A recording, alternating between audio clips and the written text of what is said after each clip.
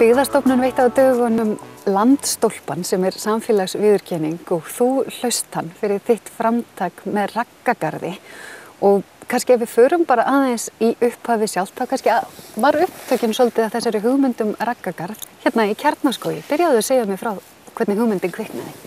Já, við fórum hingað hjónin með krakkana þegar þau voru litlir og strákarnir og við lékum okkur hérna og ég varð heilluð.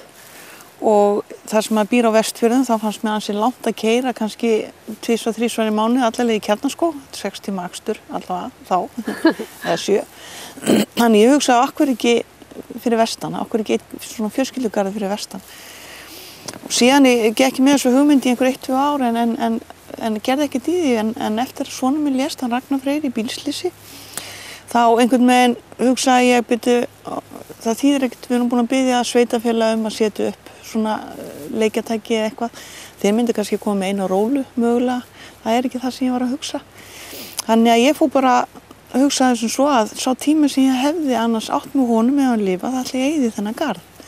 Og fór á stað og óskaði eftir landsvæði sem að ég sá þarna í Súðavík, sem hentaði mjög vel og ég fekk leyfi hjá Súðavíkurhrepp og með þeim fyrirvara ég færi eftir starfsreglum. Og í raun og veru þá trúði mér enginn að ég myndi þetta færa á stað.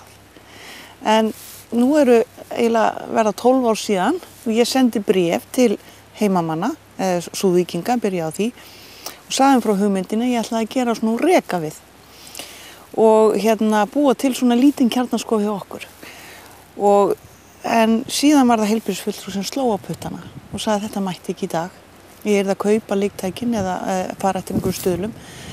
Ég ákvað að gefast ekki upp því að þessi garður átti að kosta 7 milljónir þá með rekavinum. En þannig ég fór að kaupa leiktæki. Gámaþjónustan heyrði á hugmyndinu og tók svæðið í gegn. Fyrsta svæðið sem sagt og ég fekk fyrsta peningin frá Pókarsjóði. Og þeir eru reyndar langstærstir styrktaraðilar í þessu verkefni af þessum 120 sem hafa tekið þátt. En núna búið að byggja fyrir, við erum búin að framkvæma fyrir 29 milljónir og garðurinn er stór og 14 leiktæki með í garðinum. Það komið salerni og það aðstæða fyrir fatlaða meðal annars. Og í fyrra sumar þá byrjuðum við útivistarsvæði. Það verður listaverk, það verður holugrjót vestfirst. Þegar þú mætir í garðinn þá sérðu Vestfirði á einum stað.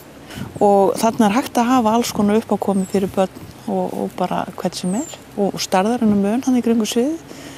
Þannig að þetta verður bara dýrlegt fyrir okkur fullorðna fólki. Við getum lesið bækur eða notið sólarinnar, bara hvað sem er.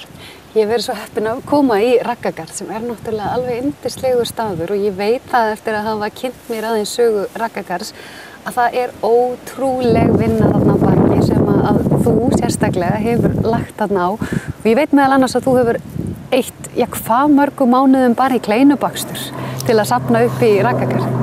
Já, það var einmitt í upphafinu þegar ég fór á stað með hugmyndina. Þá vissi ég ekki hvernig ég átti að fjármagna þetta. En ég kunni svona baka kleinur og byrjaði þannig. Þessi 10 ár hef ég verið að baka kleinur. Ég kom upp í undir 4 tonn sem 270.000 kleinur eitthvað svoleiðis. Og ég hélt á allavega rekstrinum á garðinum með kleinubakstinum og afgangurinn sem ágóðunum það fór þó í uppbygginguna.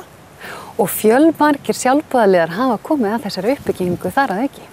Já, það sem bara það sem skráð, þessu vinnudagar og ef það eitthvað sérstakt að vera í garðinum svona vinnutengt, þá hefur við skráð það og það 2700 vinnustundir sem eins og einn maður hafi alltaf unnið í garðinum 8 tíma á dag, 5 daga vikunar í tæp 2 ár. Þetta heilmikið en það mín vinnallimis og mannsins mín sem hefur slegið garðinn og sett upp öll leiktækin hana í garðinum. Það ekki þarna inn í þessum tölum. Þú sendið mér launaseðliðinn fyrir þetta verkefni. Já. Hann vakti nú sérstaklega kátinu mína. Segðu okkur frá launaseðlinu þínum. Heyrðu, já, ég vil meina að ég sé nú eiginlega langríkasta manneskjan á landinu. Vegna þess að það eina sem kostar í Raggagarð, það kostar að fara í hann, það gestabók og það þarf að skrifa nafnið sitt í gestabókina og sumir eru svo skemmtilega að skrifa einhver smá komment og það ýmis komment þarna eins og snilldin ein eða langskemmtilegasti leikjasvæði á öllu landinu, þó ég komið frá Danmörku, það er alls konar svona skilaboð og þetta, það er ekki hægt að hafa meiri laun fyrir vinnuna sína heldur en þetta. Þannig að maður að sjá, maður að uppskýra einmitt það sem ég fór með í upphafi, að börn og fullorðnir sé að leika sér saman, gleyma öllu svona erfiðleikum í lífinu og bara njóta samverunar. Heldur þetta hafi skipt máli í því sorgarferli að missa drengiðinn, hann Ragnar, að vinna að þessu verkefni? Hvernig upplifun það? Jú, veistu það að eins og ég sagði áðan, þá byrjaði þetta með því, ég ætlaði bara að eyða þessum tíma sem ég hefði annars átt með honum, að auðvitað skulda ég núna hinum börnunum mínum heilmikinn tíma, því það er bara mun meira hít heldur en ég gerði ráð fyrir. En jú, þetta hjálpaði helling í byrjun sko, en þessi garður er náttúrulega kannski ekki beint minning bara Ragga minn, heldur, hann má segja að þetta sé kannski okkar hjónana og fjölskyldunar, minningu Ragnar, hinir leggja sitt framlag á sínum forsendum. En þetta minn pínu fólk líka, hann dó í bílslysi og var ekki með bílbeltið á sér, tók af sér rétt og þetta gerðist, að við vitum aldrei hversu langt eða stutt við eigum eftir af tíman og við eigum að njóta hans með að við getum það og lifandi. Og þessi garður hefur gefið mér margfalt meira heldur en ég hef gefið garðinu. Það er bara þannig.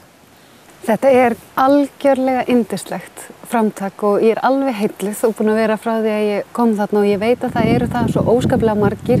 Núna eru þið svona að klára þessa upphaflegu hugmynd og það vantar ennþá peninga. Já, það vantar ennþá. Það vantar ennþá, okkur vantar ennþá 3,5 milljón til þess að klára Raggagarð eins og ég sá hann fyrir mér í upphafi og við ætlum að reyna að stefna því að klára hann fyrir afmælið, það verður stór afmæli 8. ágúst og það eru auðvitað öllum Íslendingum boðið í afmælið og við ætlum að séra Magnús ætlar að meðal annars að blessa garðinn og það verður þarna tónlist og það verður þarna einhverjir sem ætla að heilsa upp á litlu krakkana og þetta verður rosalega gaman og við erum búin að fá karmölu frá Góu sem að líklega fljúga þarna yfir garðinn eins og það gerðist fyrir 10 árum síðan. Þannig að þetta verður bara stórkostlegu dagur held ég og ég vona okkur takist þetta, annars verðum við þá að bara reyna að klára næsta ári ef ekki tekst en gefast ekki upp sko. Ef það er eitthvað sem er að horfa á viðtalið sem hefur áhuga á því að leggja lið með einhverjum hætti, hvernig á hann að beita sér? Bara það er hægt að hafa samband til dæmis í gegnum heimasíðu Raggagarðs og við erum með Facebook síðu og svo er hægt að hringja bara í framkvæmdastjórann í Raggagarði, Vilborg Árnadóttir á Akureyri. Og það er bara lítið mál.